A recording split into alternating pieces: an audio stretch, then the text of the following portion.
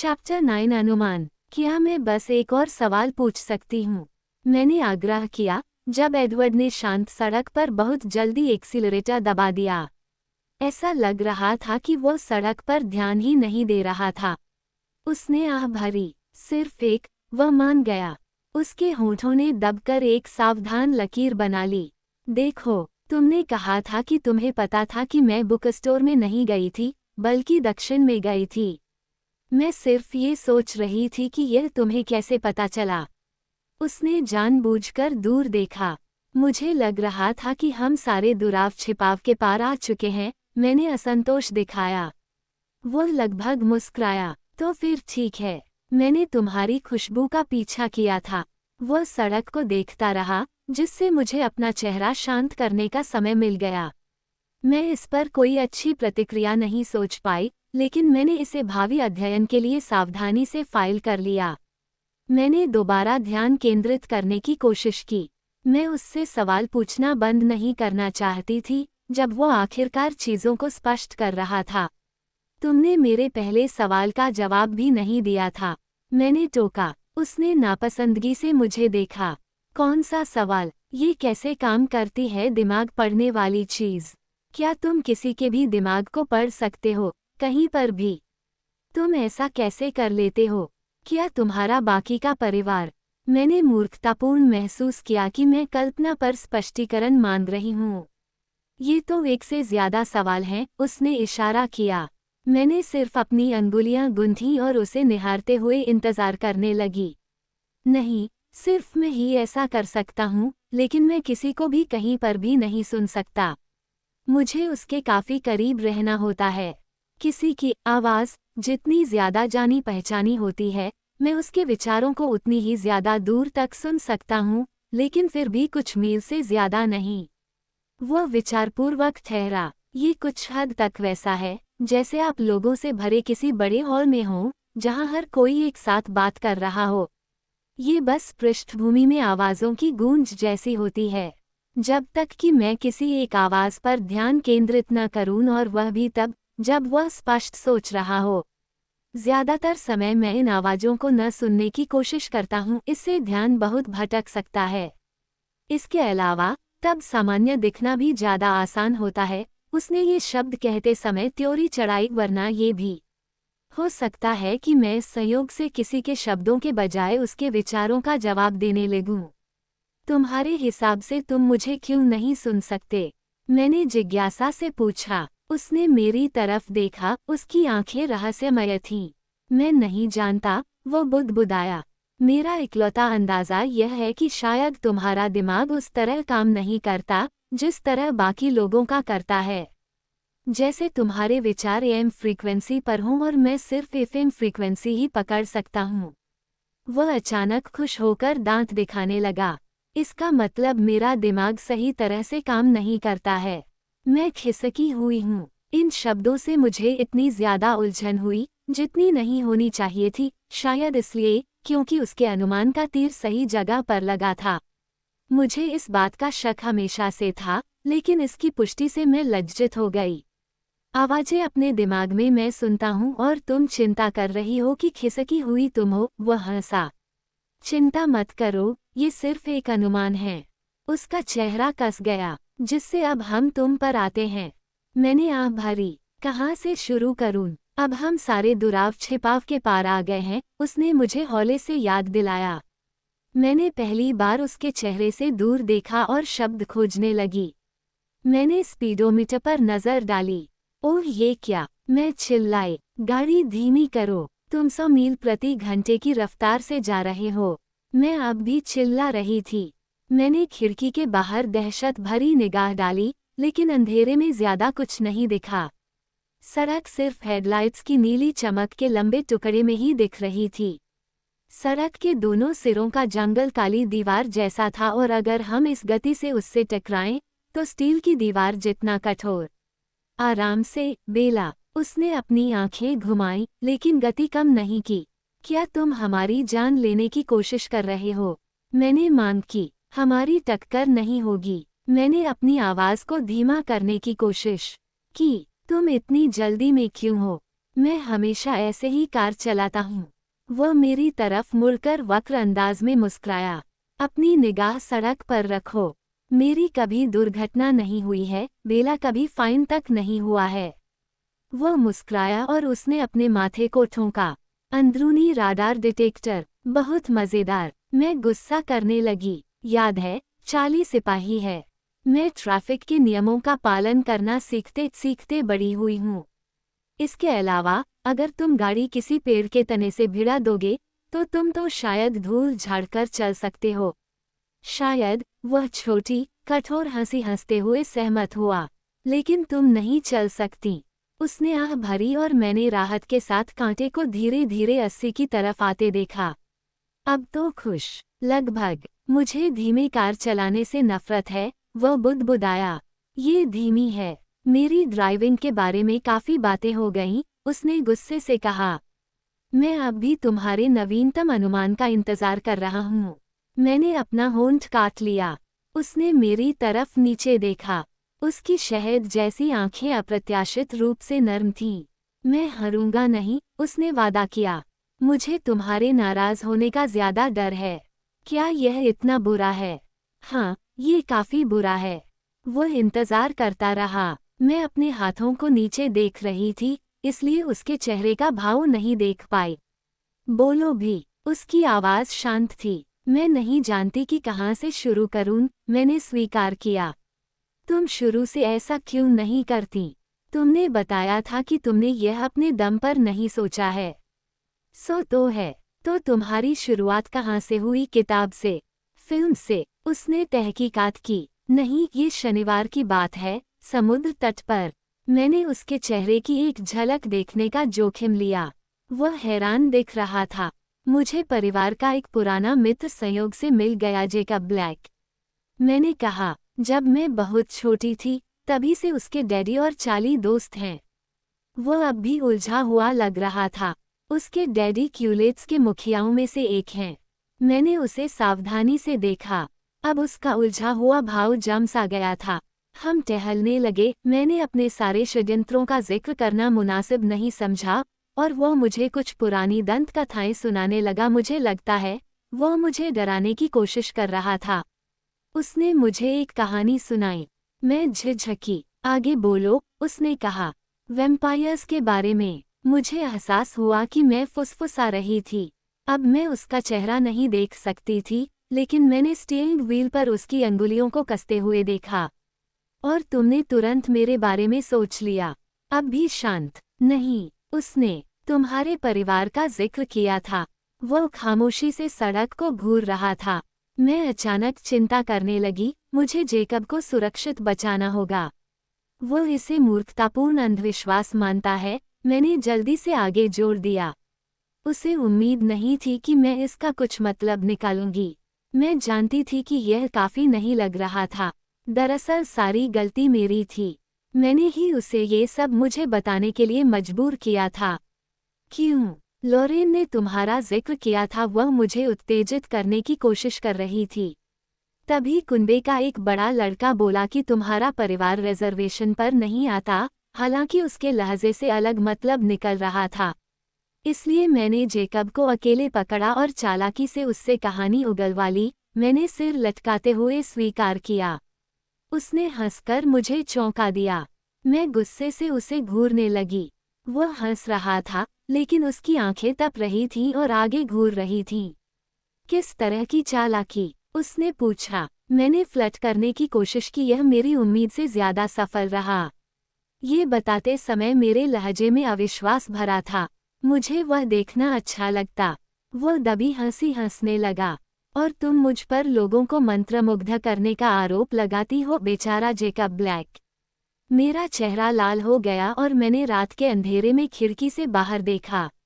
फिर तुमने क्या किया? उसने 1 मिनट बाद पूछा। फिर मैंने इंटरनेट पर थोड़ी छानबीन की। और क्या उससे तुम्हें विश्वास हुआ? उसकी आवाज में रुचि का पुट बहुत कम था, लेकिन उसके हाथों ने स्टीयरिंग व्हील को बहुत कसकर जकड़ रखा था। नहीं, कोई चीज फिट नहीं हुई। ज्यादातर बातें तो बेसिर पैर की थीं।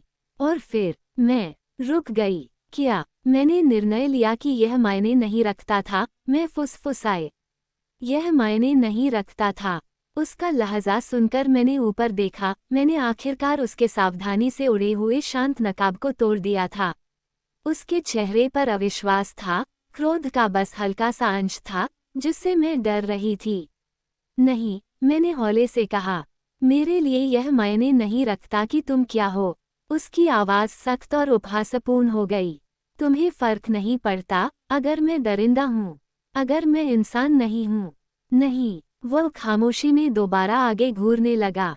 उसका चेहरा ठंडा था। तुम गुस्सा हो, मैंने आह भरी। मुझे तुम्हें कुछ नहीं बताना चाहिए था। नहीं, वह बोला, लेकिन उसका लहजा उसके चेहरे जितना ही सख्त था।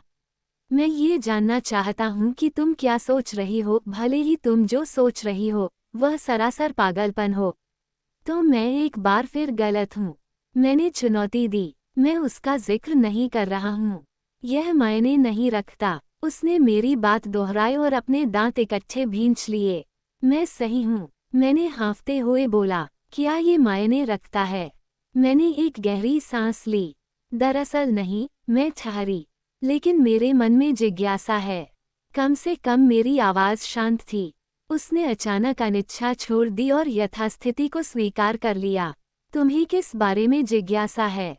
तुम कितने साल के हो? 17, उसने तुरंत जवाब दिया। और तुम कितने समय से 17 के हो? उसके होंठ थरथराए जब उसने सड़क को घूरा। कुछ समय से, उसने आखिरकार स्वीकार किया। ठीक है। मैं मुस्कराई और इस बात पर खुश थी कि वह मुझे सच बताने लगा है। उसने सतर्क निगाहों से मुझे देखा, जैसे उसने पहले देखा था, जब उसे यह चिंता थी कि मैं सदमे में चली जाऊंगी। मैं प्रोत्साहन में खुलकर मुस्कराई, जिस पर उसने त्योरी चढ़ा ली। हंसना मत, लेकिन तुम दिन में बाहर कैसे आ सकते हो? वह फिर भी हंसा। मिथक, सूरज से जल जाते हो। मिथक, ताबूतों में सोते हो। मिथक। वो पल भर के लिए झिझका और फिर उसने एक अलग लहजे में कहा, मैं सो नहीं सकता। मुझे इसे जज्ब करने में 1 मिनट का समय लगा। बिल्कुल भी नहीं, कभी नहीं, उसने कहा और उसकी आवाज़ इतनी धीमी थी कि मुश्किल से सुनाई दे रही थी। वो उदास भाव से मुझे देखने के लिए मुड़ा। उसकी सुनहरी आंखें मेरी आंखों से मिली और मेरे विचारों का सिलसिला न जाने कहाँ चला गया। मैं उसकी ओर निहारती रही, जब तक कि वह दूर नहीं देखने लगा। तुमने मुझसे सबसे महत्वपूर्ण सवाल तो अब तक पूछा ही नहीं। उसकी आवाज़ अब सख्त थी और जब उसने दोबारा मुझे देखा, तो उसकी आंखें ठंडी थीं। मैंने स्तब्ध होकर आंखें झपकाई। कौन सा? तुम्हें मेरी डाइट की परवाह नहीं है? उसने ताना मारते हुए पूछा। ओह, मैं बुदबुदाई। वह, हाँ, वह। उसकी आवाज़ स्याह थी। क्या तुम यह नहीं जानना चाहती कि मैं खून पीता हूँ या नहीं? मेरे चेहरे पर दर्द से शिकन आ गई। देखो, जेकब ने इस बारे में कुछ कहा तो था। जेकब ने इस बारे में क्या कहा था? उसने सपाट अंदाज में पूछा। उसने कहा था कि तुम इंसानों का शिकार नहीं करते। उसने कहा था कि तुम्हारे परिवार को खतरनाक नहीं मानना चाहिए, क्योंकि तुम लोग सिर्फ जानवरों का शिकार करते हो। उसने कहा था कि हम खतरनाक नहीं हैं। उसकी आवाज़ में गहरा संदेह था। ऐसा तो नहीं। उसने कहा था कि तुम्हें खतरनाक नहीं मानना चाहिए, लेकिन क्यूलेट्स के लोग फिर भी एहतियात के तौर पर तुम लोगों को अपनी ज़मीन पर नहीं आने देना चाहते। उसने आगे देखा, लेकिन मैं नहीं जानती थी कि वो सड़क को देख रहा है या नहीं। तो क्या वह सही था? लोगों का शिकार न करने के बारे में। मैंने अपनी आवाज़ यथासंभव सपाट रखी।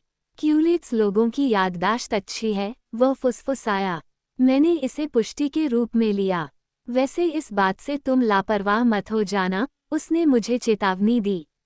वे लोग सही हैं, जो हमसे दूरी बनाकर रखते हैं। हम अब भी खतरनाक हैं। मैं समझी नहीं। हम कोशिश करते हैं, उसने धीरे धीरे स्पष्ट किया। हम जो करते हैं, उसमें आमतौर पर बहुत अच्छे होते हैं, लेकिन कई बार हमसे भी गलतियां हो जाती हैं। मिसाल के तौर पर, मैं भी तुम्हारे साथ अकेले रहकर गलती कर रहा हूँ।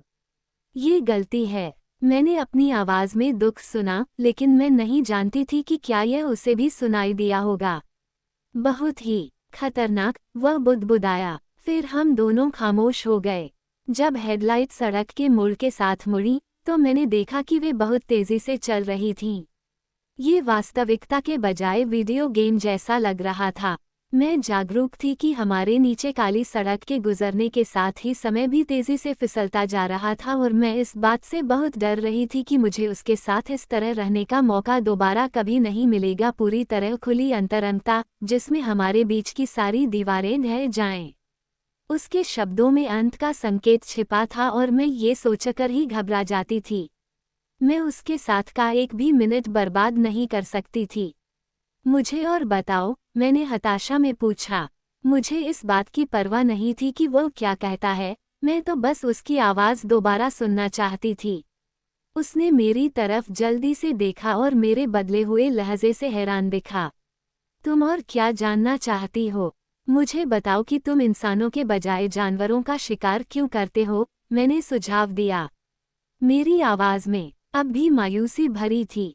मुझे एहसास हुआ कि मेरी आंखें गीली थीं और मैं उस दुख के खिलाफ लड़ी जो मुझ पर हावी होने की कोशिश कर रहा था। मैं दरिंदा नहीं बनना चाहता। उसकी आवाज़ बहुत धीमी थी। लेकिन क्या जानवर काफ़ी नहीं है? वह रुका। जाहिर है, मैं पक्का नहीं कह सकता, लेकिन हम इसकी तुलना टोफू और सोया मिल्क पर गुजारा करने से करते हैं। हम खुद को शाकाहारी कहते हैं, हमारा आपस में करने वाला मजाक। इससे हमारी भूख या ज़्यादा सच्चाई से कहा जाए तो प्यास पूरी तरह तो शांत नहीं होती है, लेकिन इससे हमें इतनी शक्ति मिल जाती है कि हम प्रतिरोध कर सकें। ज़्यादातर समय उसका लहजा उदास हो गया। कई बार यह बाकी समय से ज़्यादा मुश्किल हो जाता है। क्या यह इस समय तुम्हारे लिए बहुत मुश्किल है? मैंने पूछा। उसने आह भरी। हाँ, लेकिन तुम अभी भूखे नहीं हो, मैंने विश्वास के साथ कहा। पूछा नहीं, बल्कि बताया। तुम ऐसा क्यों सोचती हो? तुम्हारी आंखें। मैंने तुम्हें बताया था ना कि मेरा एक अनुमान है। मैंने गौर किया है कि लोग खास तौर पर पुरुष भूखे होने पर ज्यादा चिड़चिड़े होते हैं। वह मुंह दबाकर हंसा। तुम भांपने में माहिर हो, है ना? मैंने जवाब नहीं दिया। मैंने तो बस उसकी हंसी की आवाज़ सुनी और इसे स्मृति के खजाने में डाल दिया। जब दोबारा शांति छा गई तो मैंने पूछा, क्या तुम इस वीकेंड पर एम्त के साथ शिकार पर गए थे? हाँ, वो एक पल के लिए ठहरा, मानो ये तय कर रहा हो कि कोई चीज़ कहे या न कहे। मैं जाना तो नहीं चाहता था, लेकिन यह ज़रूरी था। जब मैं प्यासा नहीं होता हूँ तो तुम्हारे आसपास रहना थोड़ा ज़्यादा आसान होता है। तुम जाना क्यों नहीं चाहते थे? तुमसे दूर रहने पर मैं तनाव में आ जाता हूँ। उसकी आंखें कोमल लेकिन प्रचंड थीं। मैं मजाक नहीं कर रहा था। जब मैंने तुमसे पिछले गुरुवार को कहा था कि तुम समुद्र में गिर मत जाना या कार के नीचे मत आ जाना, मेरा ध्यान पूरे वीकेंड में भटकता रहा था और मैं तुम्हारे बारे में चिंता करता रहा था। और आज रात को जो हुआ, उससे मैं हैरान हूँ कि तुमने वह पूरा वीकेंड सही सलामत, बिना खरोंच के कैसे गुजार लिया। उसने अपना सिर हिलाया और फिर उसे कोई चीज़ याद आई। नहीं, बिना खरोंच के तो नहीं। क्या, तुम्हारे हाथ? उसने मुझे याद दिलाया। मैंने अपनी हथेलियों को देखा। मेरे हाथों की हथेलियों पर बहुत सारी खरोंचें थी। उसकी आंखों से कुछ नहीं छिपता था। मैं गिर गई थी, मैंने आह भरते हुए कहा। मुझे भी यही लगा था। उसके होंठ कोनों पर मुड़ गए। मुझे लगता है कि तुम जैसी खतरे की खिलाड़ी के साथ इससे भी ज्यादा बुरा हो सकता था और इस आशंका ने मुझे पूरे समय यातना दी जब मैं तुमसे दूर था। 3 दिन बहुत लंबे लग रहे थे। मैंने सचमुच एम्त को परेशान कर दिया था। वह मेरी तरफ देखकर उदासी से मुस्कुराया। 3 दिन? क्या तुम आज अभी नहीं लौटे हो? नहीं, हम रविवार को वापस आ गए थे। तो फिर तुम में से कोई भी स्कूल क्यों नहीं आया? मैं कुंठित थी, लगभग नाराज भी, जब मैंने सोचा कि उसके न आने की वजह से मैं कितनी निराश थी। देखो, तुमने पूछा था कि क्या सूरज मुझे चोट पहुंचाता है। जवाब है कि यह नहीं पहुंचाता, लेकिन मैं धूप में बाहर नहीं निकल सकता, कम से कम वहां तो नहीं जहां कोई देख सकता हो। क्यों? मैं तुम्हें किसी दिन दिखाऊंगा, उसने वादा किया। मैंने इसके बारे में एक पल सोचा। तुम मुझे फोन कर सकते थे, मैंने तर्क दिया। वह चकरा गया। लेकिन मैं जानता था कि तुम सुरक्षित हो। लेकिन मैं तो नहीं जानती थी कि तुम कहाँ थे। मैंने झिझकते हुए अपनी आंखें झुका लीं। क्या? उसकी मखमली आवाज़ सम्मोहक थी। मुझे पसंद नहीं आया। तुम्हें न देखना, इससे मुझे भी चिंता हो जाती है। मैं इस बात को जोर से बोलने पर शर्म से लाल हो गई। वह शांत था। मैंने सहमकर ऊपर देखा कि उसके चेहरे पर दर्द का भाव था। आह! वो धीरे से कराहा। ये गलत है। मैं उसकी प्रतिक्रिया को समझ नहीं पाई। मैंने क्या कहा? क्या तुम देख नहीं रही हो, बेला? मेरे लिए यह एक बात है कि मैं खुद को दुखी बनाऊं, लेकिन ये बिल्कुल दूसरी चीज़ है कि तुम भी शामिल हो जाओ। उसने अपनी दर्द भरी आंखें सड़क पर रखीं और उसके शब्द इतनी तेजी से बह रहे थे कि समझना मुश्किल हो रहा था। मैं यह नहीं सुनना चाहता था कि तुम ऐसा महसूस करती हो। उसकी आवाज़ धीमी लेकिन व्यग्र थी। उसके शब्द चाकू की तरह लगे। ये गलत है। ये सुरक्षित नहीं है। मैं खतरनाक हूँ, बेला, प्लीज़ इसे समझ लो। नहीं, मैंने बहुत कोशिश की कि रूठे बच्चे की तरह न दिखूं। मैं गंभीर हूँ, वह गुर्राया। मैं भी हूँ। मैंने तुम्हें बताया था ना, यह मायने नहीं रखता कि तुम क्या हो। अब बहुत देर हो चुकी है। उसकी आवाज़ कोड़े जैसी थी, धीमी और कठोर। ये बात कभी मत कहना। मैंने अपना होंठ काट लिया और इस बात पर खुश थी कि उसे यह पता नहीं चल सकता कि इससे कितनी चोट पहुंची है। मैंने सड़क को घूरा। हम अब करीब होंगे। वह बहुत तेज चला रहा था। तुम क्या सोच रही हो? उसने पूछा। उसकी आवाज़ अब भी ठंडी थी। मैंने सिर्फ अपना सिर हिला दिया। मुझे पक्का नहीं था कि मैं बोल सकती हूँ। मैं अब भी अपने चेहरे पर उसकी निगाह महसूस कर सकती थी, लेकिन मैंने अपनी आंखें सामने रखीं। क्या तुम रो रही हो? वह डर गया। मुझे पता ही नहीं चला था कि मेरी आंखों की नमी छलक गई थी। मैंने जल्दी से गाल पर हाथ फेरा। सचमुच गद्दार आंसू वहां थे और मेरे जज्बातों को उजागर कर रहे थे। नहीं, मैंने कहा, लेकिन मेरी आवाज़ लर्ज रही थी। मैंने देखा कि उसने झिझकते हुए अपना दायां हाथ मेरी तरफ बढ़ाया, लेकिन फिर रुक गया और इसे धीरे धीरे दोबारा स्टीयरिंग व्हील पर रख लिया। मुझे अफ़सोस है। उसकी आवाज़ अफ़सोस से जल रही थी। मैं जानती थी कि वह सिर्फ उन शब्दों के लिए ही क्षमा नहीं मांग रहा था, जिनसे मैं विचलित हुई थी। अंधेरा खामोशी में हमारे पास से गुजरता रहा। मुझे कुछ बताओ, उसने 1 मिनट बाद पूछा और मैं सुन सकती थी कि वह ज्यादा हल्के लहजे में बोलने की कोशिश कर रहा था। हाँ, मेरे आने से पहले तुम आज रात क्या सोच रही थी? मैं तुम्हारे चेहरे के भाव को नहीं समझ पाया। तुम उतनी डरी हुई नहीं दिख रही थी। तुम तो ऐसे दिख रही थी जैसे किसी चीज पर बहुत ज्यादा केंद्रित हो। मैं ये याद करने की कोशिश कर रही थी कि हमलावर को कैसे बेबस करना है, जानते हो, आत्मरक्षा। मैं उसकी नाक को उसके सिर में घुसाने का तरीका सोच रही थी। मैंने नफरत के सैलाब के साथ काले बालों वाले आदमी के बारे में सोचा। तुम उनसे लड़ने वाली थीं। इससे वह परेशान हो गया। तुमने भागने के बारे में नहीं सोचा। जब मैं दौड़ती हूँ तो बहुत गिर जाती हूँ, मैंने स्वीकार किया। मदद के लिए चिल्लाने के बारे में क्या? मैं उस हिस्से पर आने वाली थी। उसने अपना सिर हिलाया। तुमने सही कहा था, मैं निश्चित रूप से तुम्हें जिंदा रखने के लिए किस्मत से लड़ रहा हूँ। मैंने आह भरी। हमारी रफ्तार कम हो रही थी और अब हम फोक्स की सीमाओं में दाखिल हो रहे थे। इसमें 20 मिनट से भी कम समय लगा था। क्या तुम कल नजर आओगे? मैंने मांग की। हाँ, मुझे एक निबंध भी जमा करना है।